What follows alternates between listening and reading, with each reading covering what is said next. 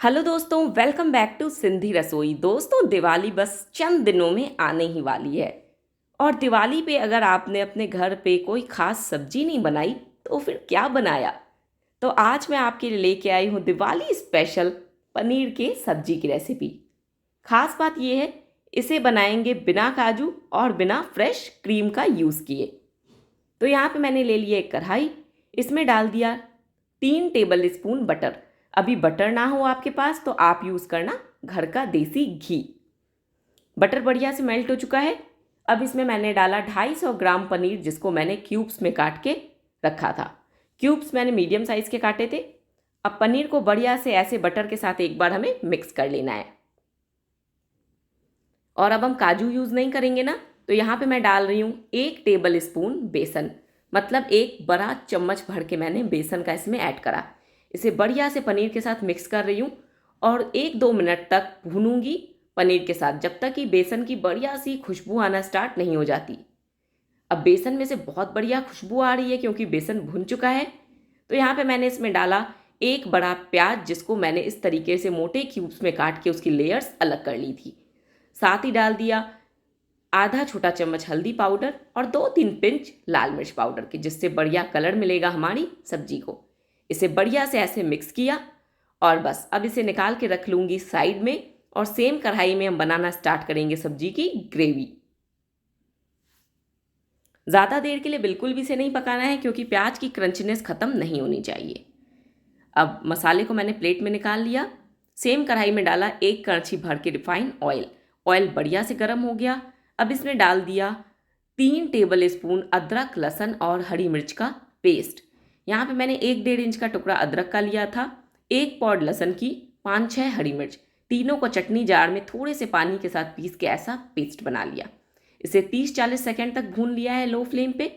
अब इसमें डाल दिया 2 बड़े प्याज, जिसको मैंने इस तरीके से पतले लंबे स्लाइसेस में काटा था।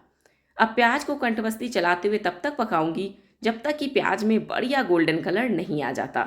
दोस्तों, मैंने अदरक, लहसुन, हरी मिर्च की पेस्ट स्टार्टिंग में डाली है ना, उसके कारण प्याज पकने में थोड़ा सा टाइम लगेगा। आप क्या करना, जो प्याज है ना, जब 50% कुक हो जाए उसके बाद अदरक, लहसुन, हरी मिर्च की पेस्ट डालना, उससे आपकी कुकिंग फास्ट होगी। अब यहाँ पे मैंने आधी कटोरी दही ली, इसमें डाला 2 चम्मच धनिया पाउडर, आधा चम्मच लाल मिर्च का पाउडर और आधा चम्मच कच्चे जीरे का पाउडर। मतलब जीरे को हमने भूना नहीं था, इसे कच्चा ही मैंने पीस लिया। इसे बढ़िया से मिक्स कर लिया और अब इसे रख दूंगी साइड में। जब तक हमारा प्याज पकता है तब तक यहाँ पे हमने आगे का प्रोसीजर कर लिया है। ये देखो, प्याज को बस ऐसे चलाते हुए पकाएंगे जब तक कि इसमें बढ़िया गोल्डन कलर नहीं आ जाता। ये देखो दोस्तों, प्याज में बढ़िया गोल्डन कलर आ चुका है। बस इससे ज़्यादा हम प्याज को नहीं पकाएंगे। अब मेरे पास दोस्तों थोड़ा खोआ पड़ा है, तो मैं यहाँ पे यूज़ कर रही हूँ खोआ।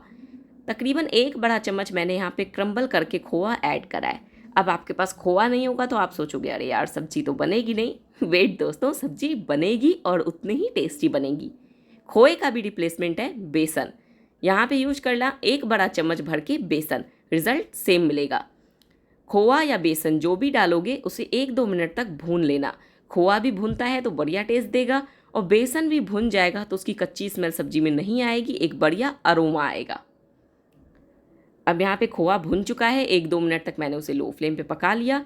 अब यहाँ पे डाला 2 बड़े साइज़ के बारीक कटे हुए टमाटर, स्वाद के अनुसार नमक, 1 चम्मच कश्मीरी लाल मिर्च का पाउडर। इन सबको बढ़िया से मिक्स करा। अब इसे ऐसे अच्छे से स्पैचुला से क्रश करते हुए तब तक पकाऊंगी जब तक कि यहाँ पे प्याज टमाटर की चटनी सी फॉर्म नहीं हो जाती। ये जो अभी अलग से प्याज टमाटर दिख रहे हैं ना, ऐसे हमें नहीं चाहिए।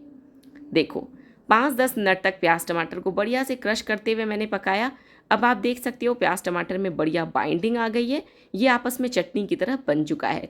तो जो दही में हमने मसाले मिक्स करके रखे थे ना पहले, वो यहाँ पे अब मैंने ऐड कर दिया। इसे अच्छे से ऐसे मिक्स करूँगी और इसमें डाल दूँगी 1 चम्मच किचन किंग मसाला और 1 चम्मच कस्तूरी मेथी। और उसके बाद इसे पकने दूंगी लो फ्लेम पे जब तक कि दही भी बढ़िया से ऑयल को रिलीज़ नहीं कर देती और कम्प्लीटली पक नहीं जाती। तब तक हम इसे पकाएंगे लो फ्लेम पे। देखो, कस्तूरी मेथी और किचन किंग मसाला दोनों मैंने ऐड कर दिया, इसे बढ़िया से मिला दिया। मसाले को मैंने 5-7 मिनट तक लो फ्लेम पे पकाया है। मसाले ने बढ़िया से ऑयल को रिलीज़ कर दिया। अब इसमें मैंने डाला जो पनीर के और प्याज के क्यूब्स हमने पहले बटर में टॉस करके रखे थे ना, वो। साथ ही डालूंगी आधा कप पानी। दोस्तों ये देखो, कप सबके बड़े या छोटे होते हैं। एक साइज़ के कप तो हमारे घर पे होते नहीं है, किसी के घर पे बड़े होते हैं, किसी के पे छोटे। तो आप वो पानी की मेज़रमेंट मत पकड़ना, आप ग्रेवी की थिकनेस पकड़ो। यहाँ पे देखो मैंने ग्रेवी को कितना थिक रखा है, इतना ही थिक आपने भी इसे रखना है। ये देखो, आप देख सकते हो सब्जी यहाँ पे मैंने मीडियम कंसिस्टेंसी की रखी है। अब इसमें डाल रही हूँ 2 बड़े चम्मच घर के दूध की मलाई। जी हाँ दोस्तों, हम फ्रेश क्रीम वगैरह कुछ नहीं यूज़ कर रहे। घर पे दूध सभी के आता है, मलाई सबके दूध से निकलती है, बस वही मलाई यहाँ पे मैंने यूज़ करी है। इसे बढ़िया से ऐसे मिक्स कर लिया। फिर से इसे कवर करूँगी और कवर करके लो फ्लेम पे पकने दूँगी जब तक कि सब्जी ऑयल को रिलीज़ नहीं कर देती। इसमें 5-7 मिनट का समय और लगेगा। चलो तब तक हम वेट करते हैं। ये देखो, सब्जी से बढ़िया ऑयल रिलीज़ हो चुका है। तो अब इसमें मैं डालूंगी ढेर सारा बारीक कटा हुआ हरा धनिया।